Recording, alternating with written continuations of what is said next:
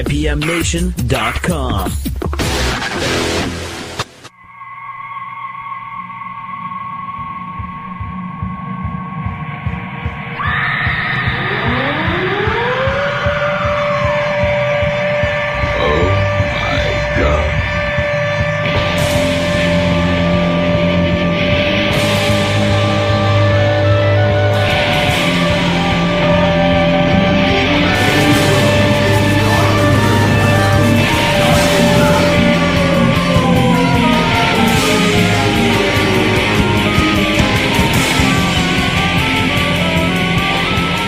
Local Outbreak on 100.1 The Planet. Matt from IPMNation.com here at Front Porch Productions in Tilton, New Hampshire. John Littlefield at the helm. And we have with us the Atlas Collapse this week. And Brian, you've been on the show before, so we'll start with you. Please tell me what you do in the band, who you are, and any other pertinent information. My name is Brian Rourke. I am the bass player, fixer of our garbage van, and AARP card holder. Yes, and you did bring your beard. And yes, I definitely have a sweet beard. Yes. Lame. And you, sir? Lame. I'm Ben Lehman. I play guitar, and yeah, that's about all I do for the band. And you brought your mustache. I brought my mustache. It's Yep. disgusting. Yep, from the 70s. It's gorgeous. And you, sir? My name is Paul. I play drums, and my secondary job in the band is hating everything everyone else writes. Mm-hmm. Good. Oh, that's so accurate. Too. Professional. Yeah. And you also handle all the important business, right? All of it. You're like all the businessman, respectable businessman. Yes, He's I'm the suit in the group. Yeah. Exactly. Yeah. He's the front. I wear the button-up shirt. And the Yes. glasses. Yes. We could have a face We for the send him public. forward to negotiate all items. And who are we missing? We're missing a couple guys, right? The Browns. I guess, yeah. Sort of. Yeah, we got to these other two guys. Shane is our other guitar player. He's probably on a roof somewhere. Mm-hmm. And Angel Morales, the Prince of Manchester. If you don't know him, count yourself lucky, I guess. He's an excellent singer, but Irresponsible. He's practicing his two-step. Yeah, he's practicing his two-step right now. Is he actual royalty, the Prince of Manchester? He knows everybody in Manchester as if he was royalty. I don't know why, but it seems as if everyone knows him. I thought his name was a joke when I first met him. Yeah, at some point he got knighted by some dudes in skinny jeans. Uh-huh. So. Well, good. Accurate. Good for him. All right. Well, you brought your EP. You got a 4-song EP, self-titled, The Atlas Collapse. What do you guys want to start the show with? I think we're just going to go right in order. And the first song is called Brother Betrayer. Okay. This is my favorite. So it's a good way to start. All right. So this is Brother Betrayer from The Atlas Collapse here on Local Outbreak on 100.1 The Planet.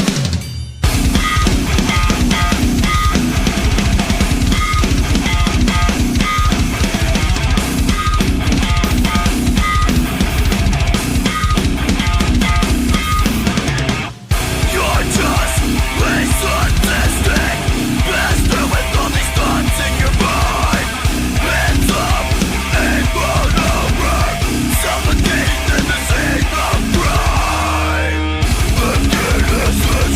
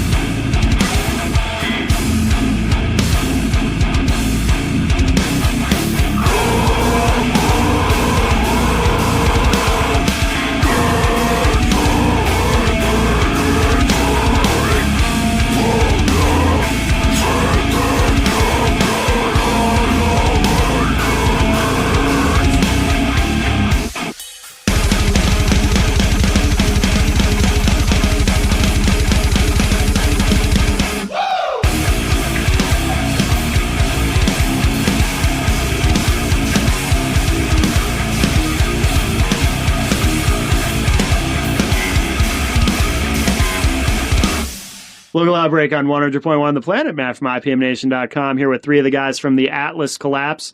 I wish you could have heard the conversation happened off air.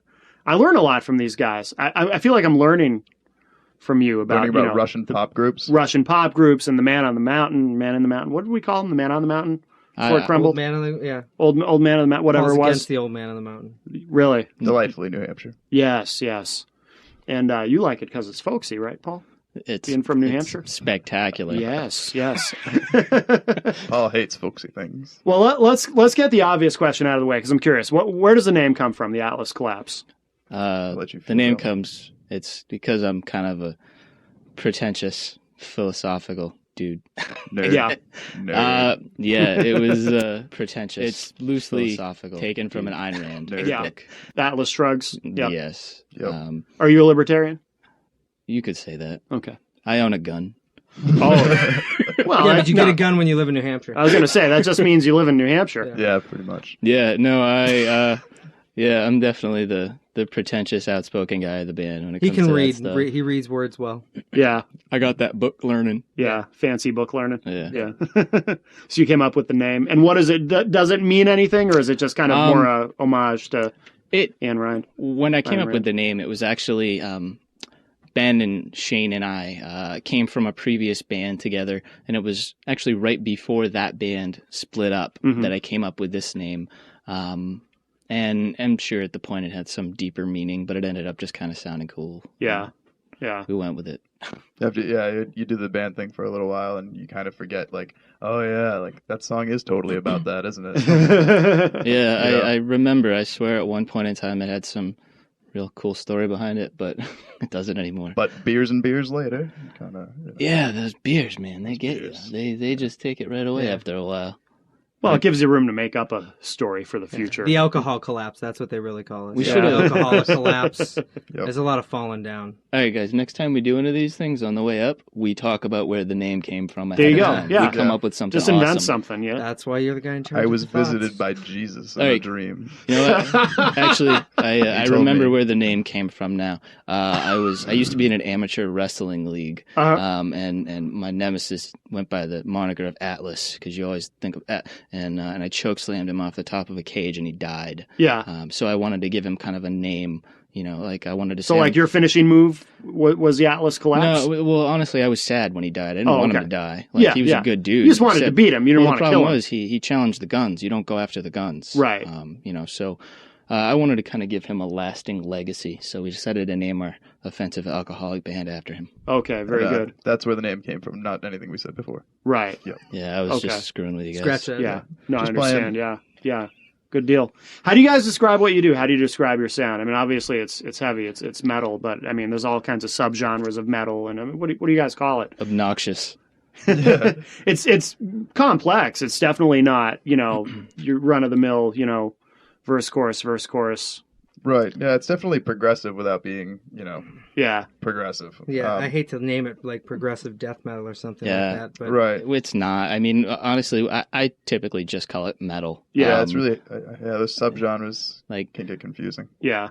We have so many different influences between all of us. I mean, we were listening to like funk on the way up here with Brian. Yeah. And then, I think if you take like the last song that we played, Brother Betrayer, the opening riff is very Veil of Maya kind of inspired, but it goes right into like a, Black Dahlia Murder kind of more the European death metal kind of sound, and then at the very end it drops into this very kind of American, just ultra heavy bass droppy breakdown thing. Sure. So, but we're none of those genres. We're none of those genres. Like if you being somebody in the band, if you look at that stuff, you can see every single one of our influences, which is something I'm really proud of. If you look at, what we all listen to, what we're really into in, Russian pop music, that sort of thing. All the things she said, all the things she said.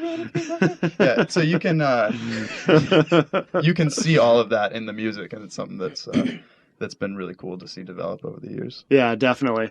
Now, Brian, is this your only project right now? Because you're one of those guys who sometimes you have more than one thing going on. I have committed myself strictly to this particular project. Basically, after my main project a couple years ago, I stopped doing.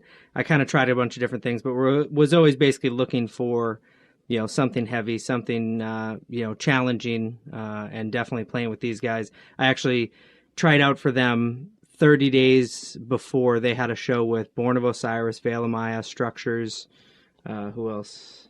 Basically a huge national show, and a lot of bands that, would at least fit into, not to label a genre, but we definitely complement all those bands. So I basically had 2 weeks to try out, and then once I was officially basically offered a test position, I then had 2 weeks to learn all the material and play that show. So it was kind of trial by fire, but they didn't kick me out. So he was all right. He was all right. It's definitely the most challenging stuff I've ever played. Is it? Yeah. Honestly, it's just bass anyway. So make like the bass and be inaudible. Says the drummer. Yeah. Oh, hey, thanks. Yeah, it's hard to follow Paul. He's a little schizophrenic sometimes. Yeah. It's hard to follow me because I don't always play the same thing. I get bored with parts real fast, and then I don't really warn anyone that I'm going to do something different. I just kind of do it. Yeah, it's Paul, that's on the album, right? You kind of have to play it the same. They've gotten really good at adapting to me and my kind of compulsions. Sure. Actually, that kind of leads me to something I'm curious about.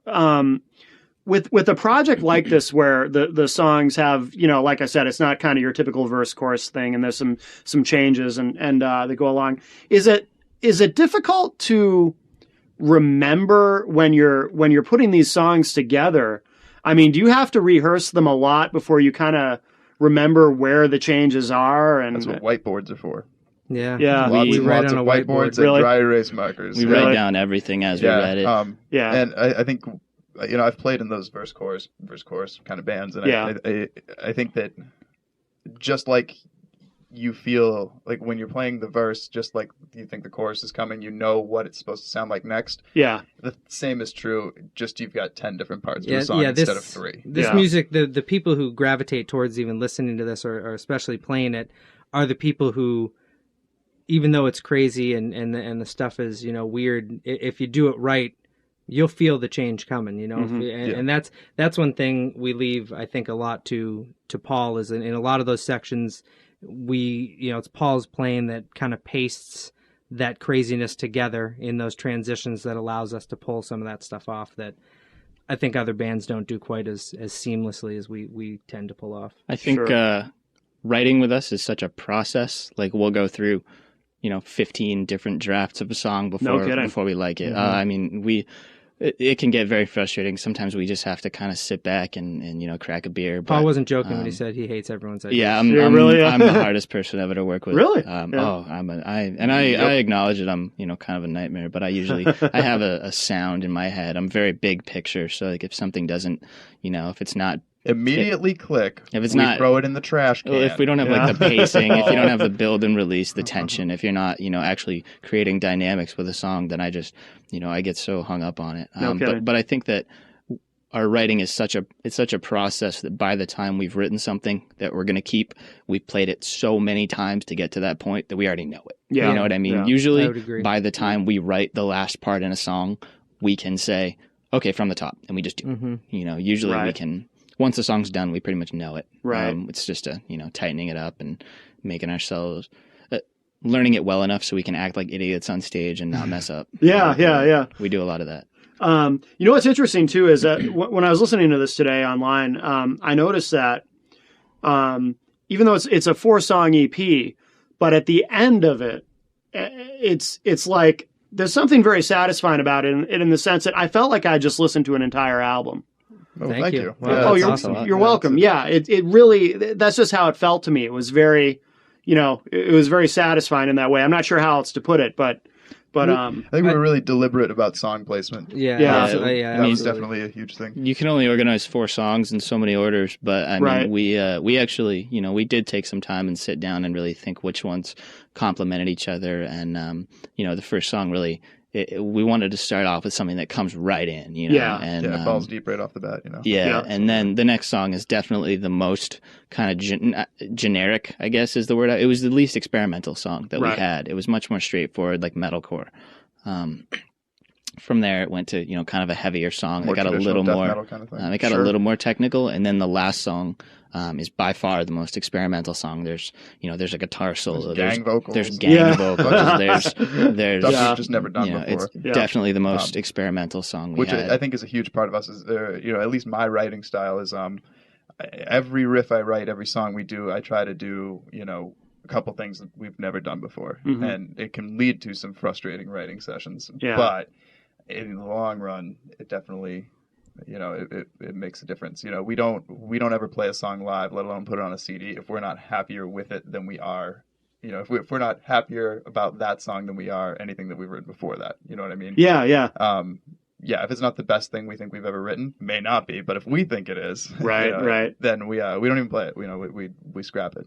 You guys are really conscientious about what you're doing. That's awesome. Yeah, we try. That's really cool. Just what the problem is that it's everybody in the band, I would say, has a fairly strong personality, and a lot of bands you have one guy or two guys who kind of steer the ship. Sure. And honestly, it kind of starts all in the same. It's obviously it's metal. It starts with the riff, most of the time, but it can be a Ben riff, a Shane riff, and then they're going back and forth there. And then Paul is super active in even the basic starting of riff, so we don't get going into a song even a step forward without everyone being there. So just what we end up keeping ends up literally being the best of everyone. Right. You don't. No one will allow something to. Oh, that's okay. I'm gonna just move on to the next part. It's just nobody is like that. So it's like you said. It can be daunting, but hands down, the end product is well worth it for sure. Yeah, absolutely. Why don't we play another track? What do you guys want to play? Are we going in order? Or? Let's do the whole thing in order. I mean, okay. Like you said, it was kind of, or like we had talked about earlier, it was kind of deliberate. So, Wounds would be next. Okay. And, it's kind of the way we do our set list, the way we do the CD. Let's do the radio show. Oh, perfect. Okay. All right. So this is Wounds from the Atlas Collapse here on Local Outbreak on 100.1 The Planet. As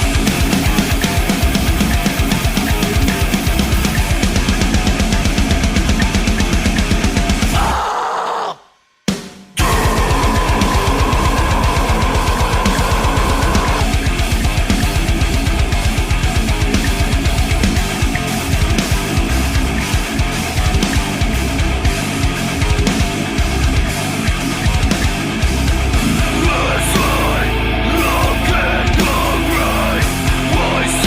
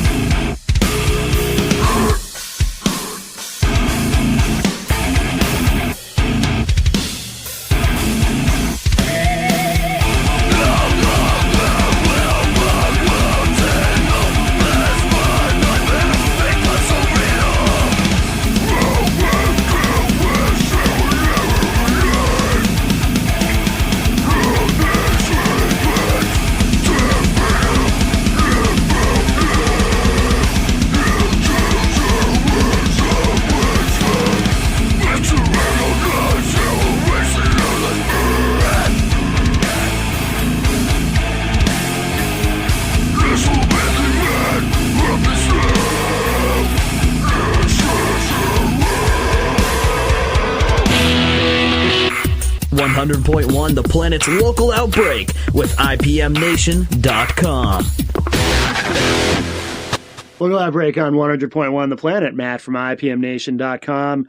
And here at Front Porch Productions in Tilton, New Hampshire. And today we have Brian, Ben, and Paul from the Atlas Collapse here in the studio. And you guys just did a tour, correct? Or you just came off of a... Nope. No, we played. If by tour you meant we were in a van and we drove to some shows. No.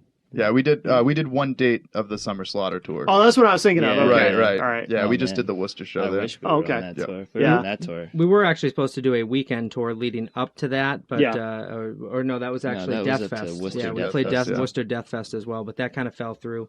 But we did just play Summer Slaughter at the Palladium with Cannibal Corpse and Between the Buried and Me, and I mean that was, I know these guys huge fans of Between the Buried Between the and Me. Buried and Me It blew was, my mind for multiple reasons. Yeah, it was awesome being on that bill and also just being able to see those bands. And we actually, it was the first day the CD was out. First day we had a new merch design which you can pick up at was it Atlas Collapse? What come on, website? Give me The atlascollapse.bigcartel.com. right CDs Okay. and T-shirts there. So It's wicked cheap, guy. yeah, really cheap. wicked cheap. Yeah. But we did really well there. We actually had a bunch of people pick up CDs and shirts, which, you know, anytime you're a local band playing anywhere, that's just it's just awesome when the people come out and support local music. So Absolutely. and if you- we're looking forward to playing some more. If you buy anything on the website, it'll be shipped by Brian, and That's he has correct. this musky cologne that he sprays on everything. It's adorable, honestly. Like you won't be able to resist. Yeah, it smells of the Atlas Collapse. Smells Yeah. like pot. Yeah. That's some good marketing, really. I mean, you know. You can't say that and mail on the radio at the same time. We talked about that. Pot and mail. Oh, that's true. Yeah. Yeah, you Oh, can't. no. Homeland Security. We just ruined Didn't everything. Gilligan get in trouble for Bob Denver, the guy who played Gilligan? He sent Mary Ann some Yeah. marijuana in the mail. You guys remember that story? Yeah, that was a couple years ago, wasn't it? That was, Was it? Maybe 10 years ago. Living on the edge. I wonder if he Gilligan. still wears that hat. I think he's dead, isn't he? Yeah. That He died, sucks. right? See, that Oh was yeah, good. he did. Yeah. He's Now got you- family Now now. you bummed me out. Did Yeah. you hear Bill Cosby's not dead? I did hear that I he's knew not he dead. wasn't dead. He's not dead He again. hasn't been not dead again So, on the internet. yeah. He's eating his Jello pudding pops. Keeps him alive. Dude, I love I need some of that right now. It's like a fountain of youth. Now, do you guys play out a lot? Are you doing a lot of shows? Yeah, it's kind of one of those spurts things. You do a bunch of shows and then you write a lot and then you do a bunch of shows. So we're kind of in a write a lot phase. We got some stuff coming up, but I think we've got pretty much the whole month of September off, which is it's nice, to kick back and the longer you give yourself, the less stress there is. Right. We're trying to work on a new song right now. So ideally, I think we have a couple Weird shows new coming song. in October, middle October, end of October, and ideally, I think I know my personal goal is we're try to get this new song we're working on into a fashion where we can try to present it at one of those two shows. The more material, the more we have, the better it is, and the more fun it is, the more interesting. It stays for the people to be able to come out and see new stuff. Yeah, Sure. I think at this point we have one show definitely booked, which is October 20th in Nashua. Yep, Nashua at the Junkyard, Hurt Fest, Hurt Reynolds that clothing shows- company. Shout out to those guys. That show's going to be really good. That's it's all local bands, but it's all like the bigger local bands. That it's pretty much everyone on it is really They're all, been working hard. been Conforza, hitting, Pathogenic. it's a killer lineup. Yeah, Yeah, bunch of so good guys. and we have tickets for that. I think they're like We do. $12 or Yep. $10 or something. So $12 today and 20 at the door, or something like that. more at the door Yeah. than what we have. I'm not sure what they are, but and then there's a tentative show, but I don't think we can announce it until we book it. Yeah. Which is a lot It's kind better. of a big deal. Keep an eye out on Really? Facebook. Good. Yeah, it'll be a good one. Us always, yeah. We try to keep our finger to the pulse of the music scene. So we try to be a little bit everywhere, Yeah. As soon as you said finger, I was like, Brian, finger, don't say pulse. whatever you're about to say. Just stop Yes. saying whatever you're about to say. So I would definitely say if you enjoy the music, our live set is something completely amazing to behold. It is No ego It in this is room. yeah. It is. We are a little bit out of control. I think when we played Death Fest, the guy said work the stage with the what was it there I don't even remember. frenzy of a hardcore band or something like that. It was very It was cool. We just it was good. I don't know. We're pretty mellow when we're just like hanging out. You can probably tell. But I don't know we all got our day jobs. I'm like Sure. I'm an office nerd, and Ben works at like Target, and Brian he's like a mechanic or something.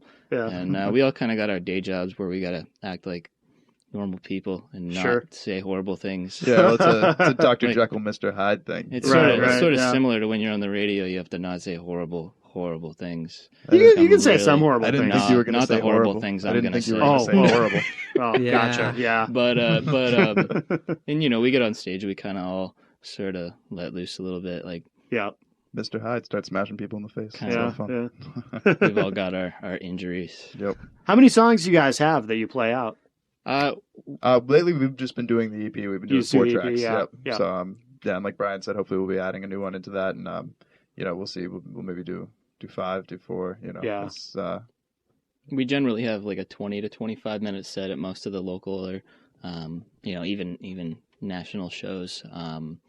So we do some transitions in our set. We have some other musical things that we kind of built into our set that aren't you know, songs unto themselves. Oh, really? But we kind of like to we like to never have the music stop. Yeah, when we have play. So rotating intro and all kinds of different stuff. Oh, no kidding. Oh, yeah, cool. we sort of try to make it all into one big set as opposed to, you know, one thing I see sometimes live that just takes me out of it. You know, you play this big song and then you just stop and vocalist walks up to the front of the stage and he's like, Bass player starts noodling. how's everybody yeah, that doing? was a good song. Yeah. This next Drink of song is water. called. This is our next song. I forget what it's Yeah. called. we like to leave you with one breath and then a punch directly back in the face. Right. No, Which that's really cool. You know what I hate is when the lead singer, they think they're a comedian No, yeah. and they'll try to be funny between songs and awful. We've been there with Yeah. one of our like 15 previous vocalists. Really? Yeah. Yeah. We went through vocalists and bassists like I don't know what it is about vocalists and bassists. Sketchy. We're pretty happy with the setup we have now, but it's been Ben, Shane, and I, you know, drums Years. and both guitars for Far like too long. 4 Really? years Yeah. at this point. Yeah, I mean, this band's only been around for about a year, but we were together, you know, for years before that. Yeah. But bassists and vocalists, we just, I Yeah. don't know, man. I feel pretty solidified with this group, though. I mean, Brian's been he's the most recent addition, and he's been with us like 8 months or so, I think. And he's been awesome to have around. You know, great addition to the band. And Angel's been with us for this year that this you know, incarnation of the band has been around, and he's been just what we were looking for. He doesn't do the comedian thing on stage. Yeah, He that's definitely good. Just like he Yeah. goes from like happy-go-lucky Angel Yeah. to just like, you know. Violent. Yeah, he's literally the very nicest violent. kid you've Hulk ever smash, met, and then Hulk smash. he's that you know, without sounding off color, he is that degenerate Mexican kid that you're scared of, and you hold your purse a little too tight when he passes you on the street. He turns into that kid for about 25 minutes on stage, and And then he hugs you. yeah, and then at the end he hugs you. Yeah. It's weird. It's Yeah. weird, but He's he big definitely uses the stage as He's a, big a into place to sack vent, for taps sure. on stage, though. I got to get a Yeah. cup. You guys got it. Yeah. You guys got it. Yeah, I he's, would definitely say a cup would be a don't know when standard piece of equipment on stage. See, do you get that? I think we should actually have a cup I and think so. mouthguard you Atlas understand why collapse people do package that? you can buy at the merch counter. I don't get the appeal of it. Like I Yeah. play drums, so I'm kind of chilling in the back. Everyone sort of leaves me Right. alone. You're 'cause- immune. Yeah. Well, they've come. Sometimes they get a little too close. I hit them with a drumstick or something. Yeah, yeah. And Angel sort of likes to kick the crap out of my drum kit. Like I said, we sort of Shakes it vigorously. he will like he'll grab my drums and like my cymbals and stuff and like shake them and like throw them and like just a break. Really? Yeah, he just like breaks my stuff. Sounds He just jumps on disruptive, top yeah. of my kit. Yeah, Yeah, there was that one time that he threw the cymbal stand across the stage. That was It Really? Brian, hit it me, Brian. it hit me right in Hit the in the fat slab in the back. I thought I lost Yeah. like 20 pounds off my back. Wow. And there was that other show where I lost one of the top screws on one of my cymbal stands, so there was nothing actually holding my You cymbal shook the down. ride cymbal onto you. And he shook my rack like violently, and one of the cymbals flew off and like landed on my snare drum perfectly. Oh, Like, wow. And in the middle of a song, I ended up having to like grab it and chuck it across the stage to get it out of the way. And like, yeah, he doesn't. Wow. He doesn't. There's a lot of collateral damage. If we had a 45-minute set, I'm honestly not sure that we would all make it out at the end of 45 minutes. Right. I really think that would be something we'd have to consciously make some sort of effort to. It's a lot. It's a it lot really of fun. is. At the end of Yeah. 25 minutes, it's Yeah. we definitely the live show is where I think, That's you my- can listen to it and you can love it, but if you don't go see, you're not going to bring your friends to go see a band that the 5 or 4 members all stand there looking at their fretboards. Right. While maybe you're lucky enough you got a singer who's somewhat interesting to watch. We're a firm believer of, everyone is their own show, and you better be putting something on, and Right. that's second to playing the music, and we definitely take that seriously, but we definitely want to put on a crazy show. We want you to make you feel like you came out, you saw something, and We want to turn go you away. on. Yeah. Yep. Yeah. That's why Ben wears cutoff Sexually. jeans. Wet. Yeah. And With sweat. With sweat. And tell me about recording this disc, because it sounds phenomenal. Where'd you guys do this? We recorded it at HM Recording Studio in Local Canterbury, to here. which is like right up the road from here. Yeah. In another kind of right in the middle of the woods type place. Hayden this Moon. kid, this kid Hayden, he just does great work. We did our first real quick demo through him, but we all really kind of just jumped right through it. We didn't really go crazy on it. But working with him was really, it's very laid back. As you can tell, we are sort of unconventional in our approaches to things. So we were kind of worried, or at least I was worried about working with some studios that are looking for you to be a little more, you do this and then you do this, and I'm going to tell you that I don't like this part and you're going to change it. Mm-hmm. Working with him is very laid back. Yeah. It's very approachable. So Sounds good.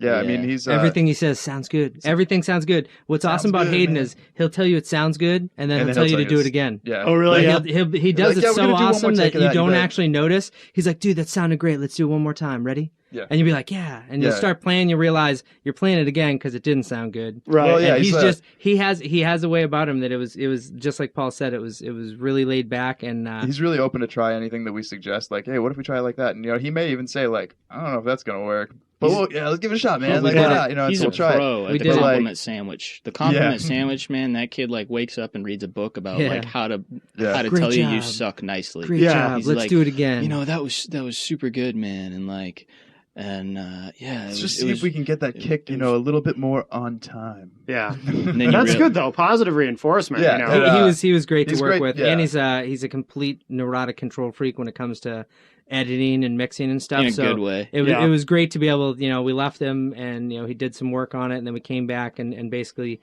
essentially, each one of the members, took anywhere from probably 4 to 5, 6 hours to record their parts. So we did. Other than being on 2 weekends, we essentially did it over 4 days, the whole CD, everybody's parts. Yeah. So it was really the recording process, and I've done it enough, and I've worked at studios and been to places. Everybody went in and just banged it out. That's what was awesome is Hayden was there, and Paul showed up, banged out his parts. Everybody was ready to put their parts down. Banged it out. So it wasn't, we spent more time editing and mixing at the end than we did recording. Everything came together just way perfectly. more. Yeah. He was also very open to trying to keep things a little more natural. Some of the stuff he listens to isn't necessarily what we listen to. It's a little more kind of synthetic sounding. Sure. But he was super open to working with us to really find a guitar tone that had some natural, it didn't sound computerized. Mm-hmm. We really took a lot of time to try to find the sounds we liked. All the drums, all the cymbals on it are completely acoustic. There's no samples. Yeah, I mean, in 2012, it's super easy to just plug a pre-recorded drum track in over your drums, and we didn't do that. We wanted the real acoustic drum set sound. Yeah. So when you listen to it, what you're hearing is Paul. I mean, we spent 3 hours miking the kit. Yeah, Wow. We Same thing. We used an Axe Effects for guitar, which is essentially designed so you can plug directly in and not mic it. And we said, no, we actually plugged that into a power amp, plugged it into a 412, then mic that, because that's just, we wanted that real deal live sound. It was definitely important. We wanted to sound like we sound, Right, right. And I think that's probably one of the hardest things. Any band will agree that the hardest thing to do is hear yourself the way you think you sound, and then do a disc and then hear it back, and it does not represent what you hear. Right. I can confidently say that sounds like us. And Yeah. Yeah, that's the hardest thing to do ever. The only thing that I think was kind of different was Angel's vocal approach. I sort of think maybe he should start singing on stage like that. Yeah. We set up the vocal booth to have He didn't Angel talk go about in. it beforehand. He just like knew what he was gonna do. Yeah, we didn't. We were figuring he'd go in there and just bang out vocals. Well, one of us kind of peeked in there for a minute, and he had the he had the mic on the floor. Yeah. And he was like holding it in his hands on the floor, and he was down on like hands Yeah, it looked and like a little knees. 4-year-old crying over some spilt pudding. He was like screaming into the mic directly down from his hands and knees. Is the weirdest thing I've ever seen. But his vocals came like we were all sitting in the studio room with Hayden, kind of listening through the monitors, and I mean every time he'd track something, we would just look at each other and be like, "That's it." I mean, and he's advanced his vocals so much over the last year. When he joined this band, he was much more into like hardcore. He did some heavier stuff, but he did primarily mid-range, very yelling style vocals. Sure. Well, he's the kind of vocalist we don't have to push him. He pushes himself, which is that's awesome. good. You know, as we're trying new things, as we're growing, he's growing right along with us. He'll come to practice and just like pull something out that we're like, "Where'd you learn to do that?" "Oh, I don't know, driving around in my car." You know, like, I mean, like he's just practicing. He's good. He loves music. He's literally no doubt. showed up to practices and been like, "Yo, let's play this song. I'm gonna try something," and then all of a sudden the kid can like drop his voice an octave or something, and we're just like, "Where the hell did you learn how to do that?" Yeah. Dude, that's awesome. That's good. That's good. Well, why don't we go on to the next track? So we're doing these in order, right? So track 3 on this would be The Line Truth. Yes. All right. So this is The Line Truth from the Atlas Collapse here on Local Outbreak on 100.1 The Planet.